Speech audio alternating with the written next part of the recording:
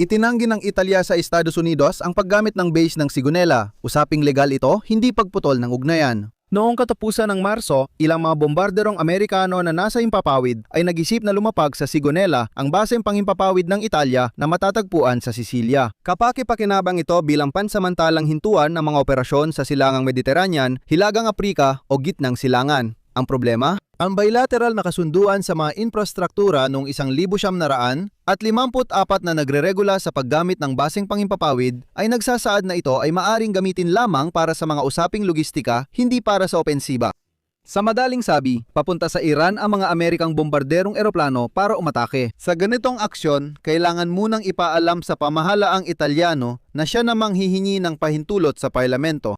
Alam natin mula sa kasunduan na hindi pampubliko at nanatiling lihim na nadagdagan pa ng mga memorandum sa mga sumunod na taon. Sa puntong ito, tinanggihan ng hepe ng Estado Mayor ng Depensa, Portolano, ang paglapag ng mga naturang bomber. Ayon ito sa utos ng Ministro ng Depensa, Crosetto. Dagdag pa, ang base ay magagamit lang para sa mga operasyong NATO o magkasanib na operasyong alyado, kaya hindi ito para sa kasalukuyang digmaan laban sa Iran na hindi naman kasama ang ibang bansa ng Alyansang Atlantiko. Kung ginagamit ang base para sa logistika o pagmamanman at sinusunod ang kasunduan, ayos lang. Pero nagkakaproblema kapag para sa opensibong layunin. Ang pangyayaring ito ay pinag-uusapan dahil sa dalawang dahilan. Una, dahil maaari itong maging isang isyong pampulitika. Milinaw ni Crosetto ang hangaring kumilos ayon sa legal na kasunduan kaya walang layuning hadlangan ang Estados Unidos. Ang oposisyon sa Italia ay ginagamit ang sitwasyon para pahirapan ang pamahalaan at pilitin itong tutulan ang digmaan sa Iran. Malaki ang interes sa pangyayari dahil sa makasaysayang naganap nung panahon ni punong Ministro Craxi noong 1985.